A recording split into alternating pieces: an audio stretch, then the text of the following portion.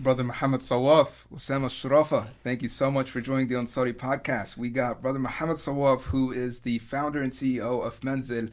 And at some point, Osama, you were actually the CMO, the Chief Marketing Officer for Menzil. So how are you building that? Are you trying to create your own uh, business system, like financial system outside of the current Western financial system at Menzil?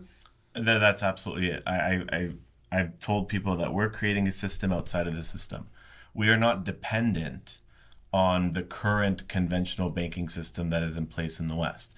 And there are a lot of, let's call it community members that have even mentioned that to us. Like, how can you create a halal banking system within a riba based system? And we're like, we're not doing it within it, we're doing it outside of it.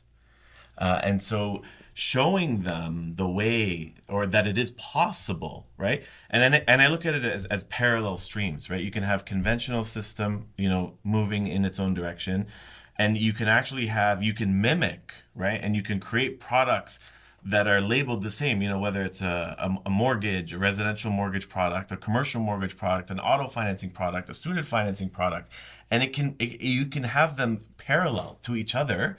However, there is a wall between them, and they have their own systems and they work their own way. When I was a CMO at Menzil, I realized something, that most Muslims aren't just looking to be rich or get rich. They're looking to be right with Allah subhanahu wa ta'ala in how they earn, spend, and invest, which has to do with their intention. And when you nail the intention, Allah begins to open doors you never would imagine were possible, subhanAllah. I mean, we've been taught to navigate a financial system that was never built for us in the first place. So for us, so the goal isn't to fit in because it's not built for us, but the goal is to build our own. So that's what halal finance represents. It's like not a workaround, but a return to divine design. You understand what I mean? Like going back to Allah. So halal finance it's a spiritual awakening. It's not a business category.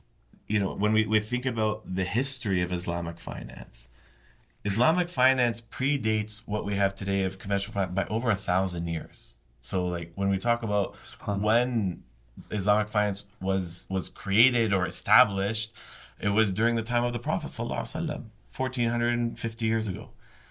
However, you fast forward to today, what is the prevalent banking system that we have globally? It is the conventional one. And that's only been established. You mean the Western one? The Western one. Yeah. 300-400 years. And then, okay, let's compare the growth. Let's compare the dollars, right? The dollars and cents, as they say. The conventional banking system holds $600 trillion in assets. It's valued at that. That equals debt and equity. Islamic banking is 6 trillion. So it's 1%. Yet it had 1,000-year head start. Think about that. And when you think about, let's look at the Muslim population and compare its relativeness. Well, we know that there are about 2 billion Muslims out of 8, so it's 25% of the world's population. Yet we only represent 1% of the actual assets or the banking assets that are Sharia compliant. And so I look at that as a major gap and a major opportunity. And there's education and awareness that needs to be created so that people who don't understand Islamic finance, once they understand it, and they can then apply it. And there are many people they can apply it with. And that's what's going to bring barakah into their lives. I mean, but I can tell you as a da'i, barakah isn't a concept. It's a currency. So it's like some people, they have more money but less peace, right? Or some people they have less money but more peace. Some people have more money but less sakina. So what's the name of the game? How do you bring that barakah into the aspect? We have to understand that as Muslims, we are not dealing with banks. Right now, as Muslims, we're dealing with banks. But we have to learn that we're not dealing with banks, we're dealing with Allah subhanahu wa ta'ala. So it all begins with, obviously intention, but then at some point you have to know, what pleases Allah and what doesn't. Let me ask you a question. A person opens a business, makes $1 million. He earns $1 million. The other opens a business and he loses $1 million. Who ran a more successful business, traditionally speaking? Like, if you ask anybody, the one that made $1 million, supposedly. But I always share this story, and I want to kind of open up with it, inshallah, just for the barakah, to kind of establish what halal finance really is, because I really believe it's a movement. Back to divine design, like I said. I had that friend who had that car with a defect in it, and he came up to me and said, I'm a bit worried that I'm going to fix the defect, but if I tell the person, he might not buy it. So he had the option to disclose that there was a defect and risk losing the sale, or, hide it from the person and make more profit, right? So I told him, if you want a successful transaction, he said yes.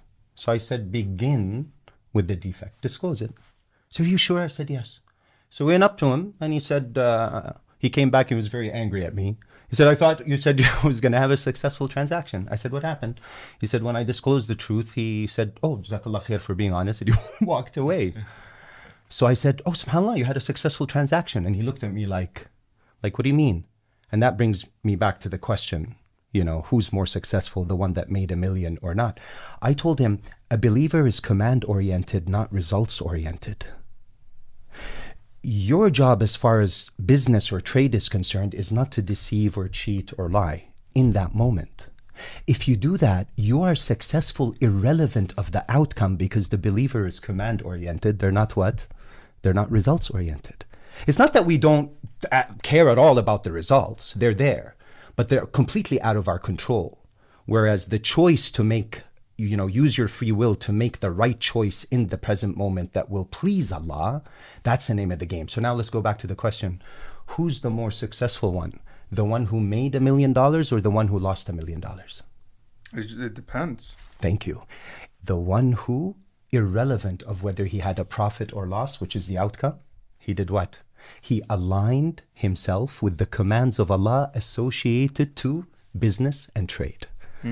So the key, if you don't even have a product that's halal at its foundation, it's like when you go to some Muslims and they're like, astaghfirullah, like say he's in a liquor store and he's heard that work is ibadah. So he's like, oh, I'm worshiping Allah, I'm working, but you're selling alcohol. It doesn't work that way. It's like someone that عاقب إمه وبارب خالته. It's like someone who has birr al-walidain towards his aunt. He's like super kind to her, but he's cut ties with his mom. like the priority is what here? So when I met him, Muhammad, what's so exciting for me is like, wait a second. Here's an opportunity where we can go back to divine design, have a true movement as Muslims, where I don't have to worry about the product itself being halal or haram, and we can build our own financial system as Muslims. I saw and by the way, I know you just met Muhammad, but out of respect, mashallah, he has a PhD, so Dr. Muhammad would be more appropriate. Rasulullah, you didn't tell me. He won't ask for it. But Rasulullah sallallahu alayhi wa sallam said, "Anzilu nasa manazilahum."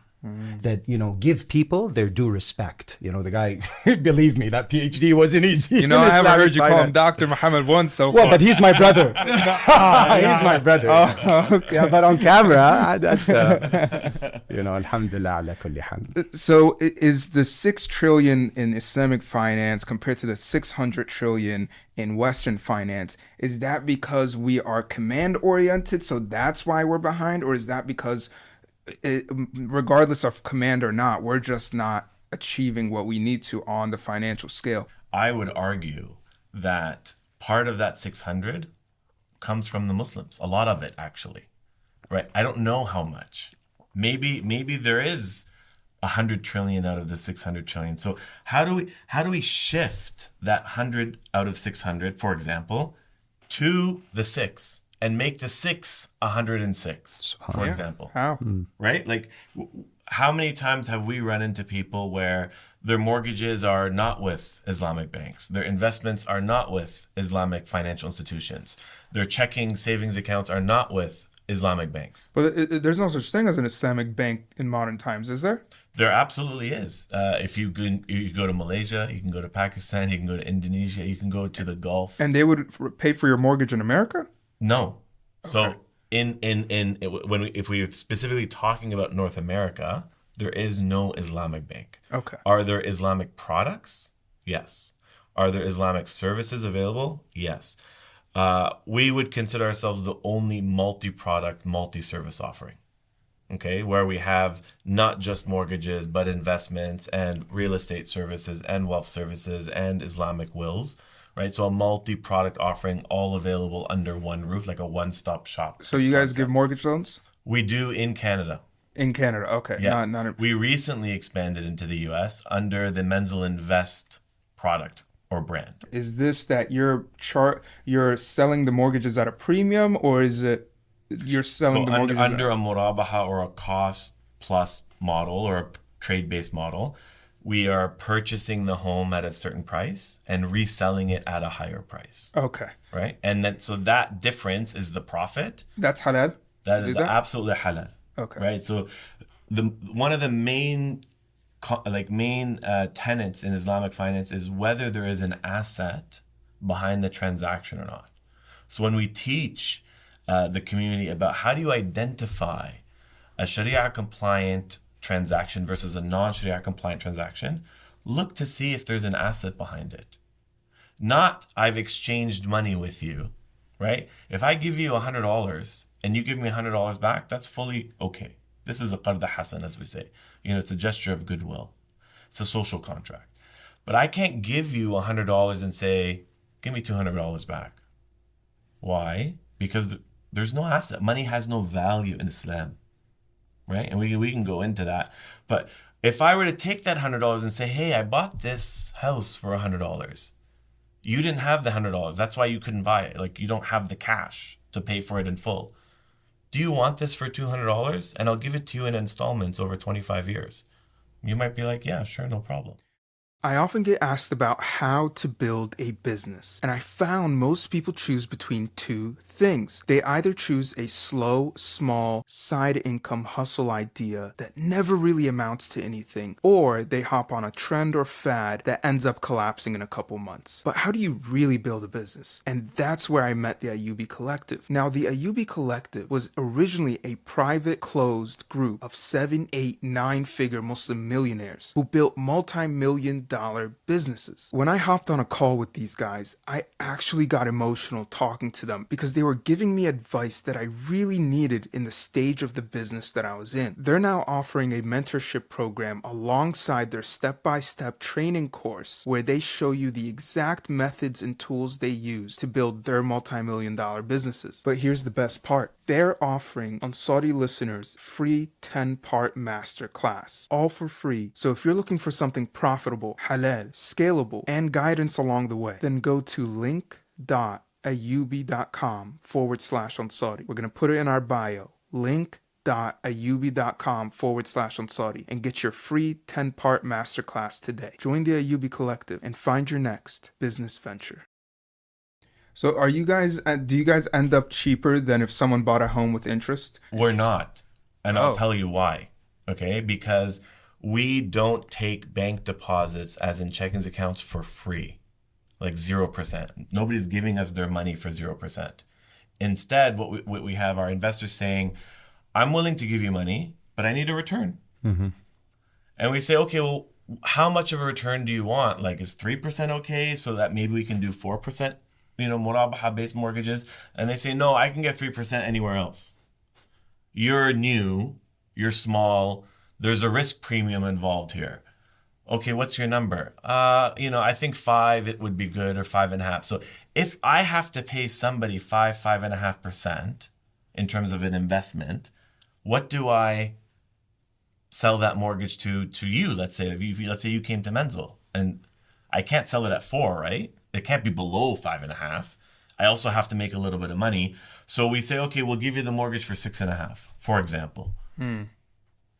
And if we compare that to what's available, at least in the Canadian market, because we have a different mortgage model. We don't do 30-year fixed mortgages like you guys. We do 5-year renewables. And because it's shorter term, the pricing is less. So it's like 4% right now. So you compare a 4% mortgage to a 6 or a 6.5%. So then there is a cost there. However, that cost over time will go down over time. And why do I say that? Because in economics, there is what we like to call economies of scale. So as programs get larger and you attract more and more capital, we then end up with pricing power. I can go back to my investors and say, hey guys, no more 5.5% returns. Here's 4. And some might not like it, and some might not care, and some might be like, okay, fine. But because we have so much money, we could be like, we don't need all your money. And this is what we're gonna give you now, because now we have to be competitive within the market. And that only happens with more and more Muslim members investing in the mortgage fund to be able to support our program. But I have an issue because, Muhammad, don't you think, like with that question that you asked, why do people ask that? You know, everyone's asking that question. Like, is it, you know, isn't it more expensive than just like typical banks if you go through Islamic banks and that's a problem because you're putting money first. It's like your ibadah is conditional. There's a price. There's a price. Yeah, it's conditional. It's like, so if it's cheaper, I'll obey Allah. Yeah. But if it's not cheaper, I'll obey my nafs. So that's conditional. Submission to Allah is unconditional. So that's the wrong question.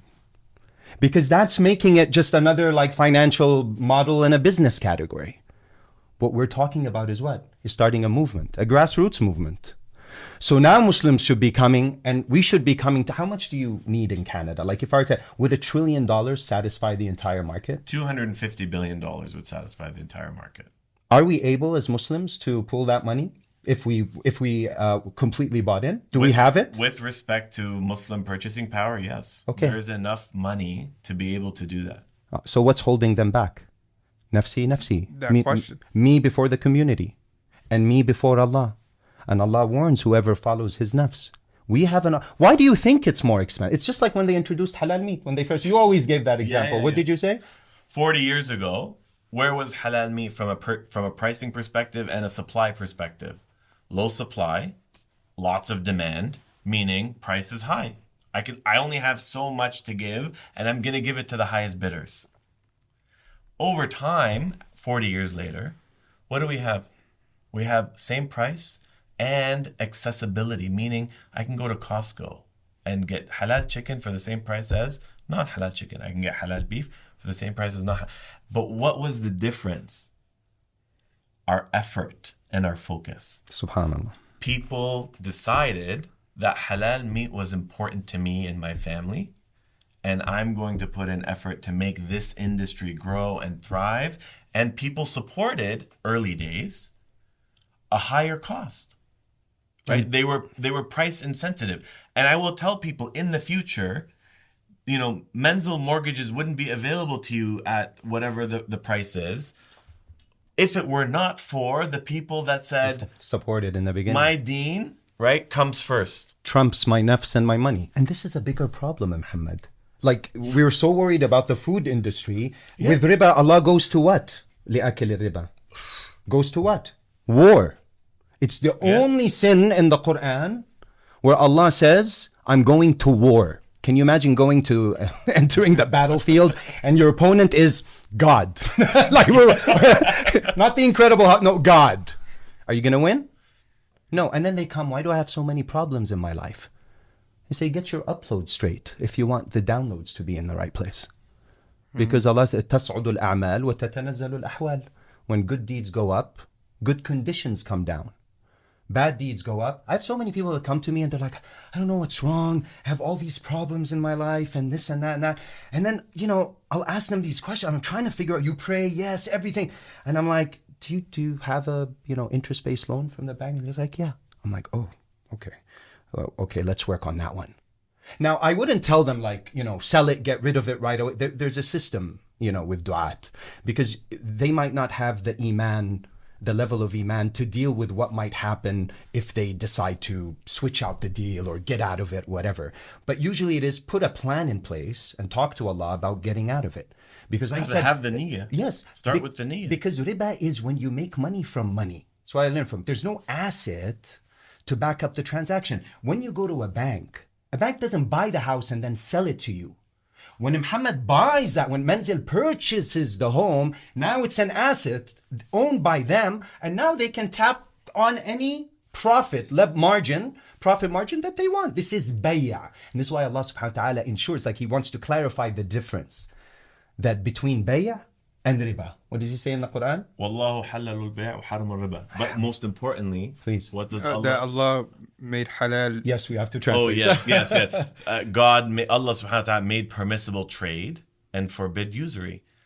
But what does this is part of the ayah. This is in Ayat al-Baqarah, Surah al-Baqarah, Ayat 275. Everyone misses what happens before that. MashaAllah. No, go ahead. All you. He says, and they will tell you trade and usury are the same. Allah. And every time I do a seminar in the masjid, there's always one person. I was in Ottawa. He said, "Oh, this is just a workaround." Yes.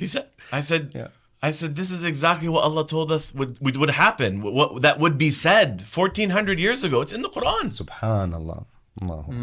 And so we have to remove ourselves from that thinking and saying, no, I am going to educate myself and understand the differences between riba and trade. Yeah. So let me ask you guys this, because I'm actually kind of nervous right now with it. So I do not make my credit card payments in full every month. Oh my God. Is this like why is that? Is it because you don't have the money? Yeah, man. I'm a spender too. Plus so you're spending beyond your why are you spending beyond your means? Well, I do invest a lot into the podcast. I don't know, man. Every time I try to hold my wallet better, I actually end up spending more.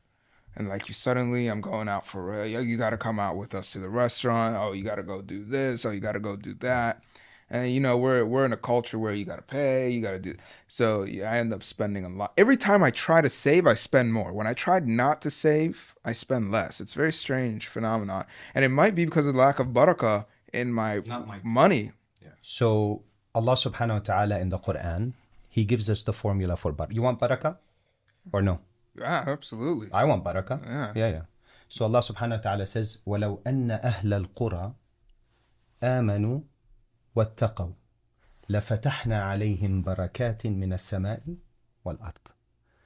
So what are the two conditions? Iman and taqwa. Those two. So your main concern is, how do I develop iman and taqwa? What is taqwa? Listen very carefully. Taqwa is for God to find you where the real meaning of taqwa, if you take the root word, is about an armor, a protection. But ulama say, أَن يَجِدَكَ اللَّهُ حَيْثُ أَمَرَكَ وَيَفْقِدُكَ حَيْثُ نَهَاكَ. He always finds you where He's commanded you, and never finds you where He's forbade you. Okay? That's taqwa. Now He's found you where He's forbade you. Riba. Now you want barakah, but you have a problem with the equation. You have iman, but you don't have taqwa. So taqwa is in English كده عامية, very easy, نفهمها يا عزيزي. Do the do's and avoid the don'ts. You didn't expect that one. قلبنا مصري فجأة. We switched Egyptian. Egyptian. You know how that is. You get me? Yeah. So the thing is, the barakah mindset, you have $2. You spend one. How much is left? One. That's the human formula. What's the divine formula? 2 minus 1 equals 11 plus barakah. Let's walk through the equation. 2 minus 1. You have $2. You spend a dish. 1. Al-hasanatu bi ashri amthaliha. So now that 1 brought you back how many from Allah? 10 good deeds. 10. If you spent it in the right way. Yeah, we'll get to that. Yeah. So if the barakah, how much comes back in, Ulna? You spent 1, so it brought you 10. How much was left? It was 2 minus 1. Okay. So what's left? 1 plus 10. So 2 minus 1 equals? 11. 11 in the barakah formula, plus B. B represents barakah. This is actually in the risk framework, my course online. I have a course online called, this is a plug, guys. Straight up. The risk framework is a course I put online. Actually, Menzil, there's a whole section Like he doesn't even know. Like it was like I didn't even ask him. I just put Menzil in there. But like as part of like the option for halal wills and investments, and you still have the wills product, Yeah, right? of course. Halal will. Absolutely. We'll talk about that. But anyways, in a nutshell, that's the system with Allah. That's the system of barakah. But what's the two conditions? Iman and taqwa. So very simply, you were engaging in riba. As long as you're engaging in that, as long as you don't fix that, that's your biggest problem in your life right now. That. And unless you address it, you will never have barakah, habibi. It's impossible. It's a divine formula. Look at what Allah says in the Quran. وَمَنْ قُدِرَ عَلَيْهِ رِزْقُهُ فَلْيُنْفِقْ مِمَّا آتَاهُ اللَّهُ. Man qudir, you know what qudir means? If your rizq is tight, let those whose rizq is tight spend. Yeah. What are you talking about? Like, I don't have money and you tell me to spend? Yeah, have your yaqeen on Allah subhanahu wa ta'ala. Al-hasana bi'ashri amthaliha. I'm not telling you give millions in charity, but you should have a practice where every day when you pray that fajr in the masjid, on your way out, don't they have those tap 10, 20, 50s? Every day, 10. Why wait till Ramadan? That's $300 of charity. Oof! That's like a lot of money. No. That's gonna, Allah subhanahu wa ta'ala is gonna bring that back in other ways. And it's not always monetary. Yeah. He could keep away some harm that was gonna come your way. Right? So it's not just, rizq is not, in fact, let me, this is an important point. There's a difference between earning and rizq, kasb and rizq. Mm-hmm. So let's say you have $1 million in the bank. That's the bank's money as far as I'm concerned. That's not your rizq. When does it turn into rizq? When you take that money, convert it into something you eat. ما أكلت فأبليت or أفنيت وما لبست فأبليت. So whatever you take, I call them the 5 M's. مأكل, مشرب, منكح, مركب, and another one. It'll come to me. So basically eating, drinking, shelter, marriage, and transportation. Those are the 5. So when that money converts to those, that was your assigned rizq. Because if you die with $1 million in the bank, was that yours? You know, you'll be asked about it, but it didn't convert. That is what you earned, kasb. But when you convert it by actually utilizing it, and your rizq, nothing is going to change it. Allah says, وَفِي السَّمَاءِ رِزْقُكُمْ. Why? Why he says in the heavens is your rizq? Yani you have nothing to do with it. It's out of your control. It's out of your control. Actually, not completely true. وَأْمُرْ أَهْلَكَ بِالصَّلَاةِ وَاصْطَبِرْ عَلَيْهَا لَا نَسْأَلُكَ رِزْقًا نَحْنُ نَرْزُقُكَ وَالْعَاقِبَةُ لِلتَّقْوَى. Allah gives you the means for rizq. Taqwa and salah. If taqwa is in place and your 5 times salah is in place, watch what happens to your rizq.